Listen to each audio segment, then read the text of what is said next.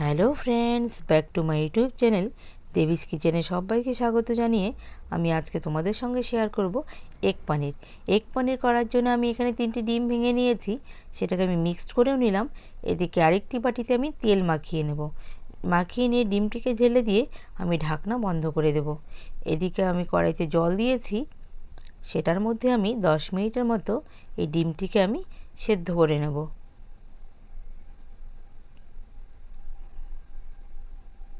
দেখো, আমি 10 মিনিট পরে নামিয়ে নিয়েছি, দেখতে কত সুন্দর হয়েছে। এগুলোকে আমি পনিরের আকারে কেটে নেব।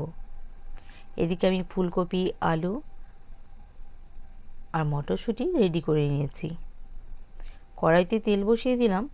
একে একে আমি পনিরের টুকরোগুলোকে নুন ও হলুদ দিয়ে ভেজে নেব। একটু লাল লাল করেই ভেজে নেব।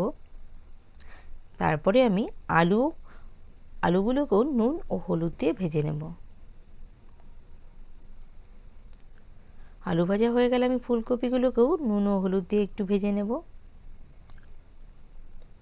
আমার ভাজা কমপ্লিট। এবার কড়াইতে তেল গরম করে তাতে তেজপাতা, গোটা জিরে, চেরা কাঁচা লঙ্কা ও টমেটো কুচি দিয়ে আমি 2 মিনিট নাড়াচাড়া করে নেব।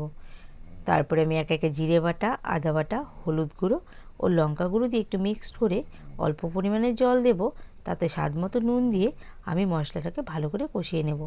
যখন আমার মশলা থেকে তেল ছেড়ে আসবে, তখন আমি একে একে ফুলকপি, আলু ও মটরশুঁটি দিয়ে আমি ভালো করে মিক্সড করব।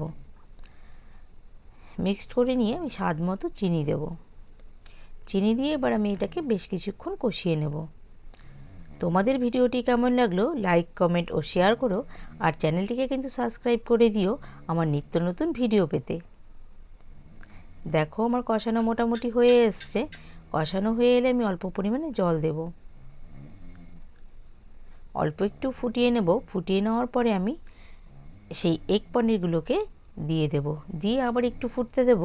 অল্প একটু ফুটে গেলে আমি ওপর থেকে গরম মশলা ছড়িয়ে দেব। ছড়িয়ে দিয়ে আবার 2 মিনিটের মতো আমি ফুটতে দেব এটাকে।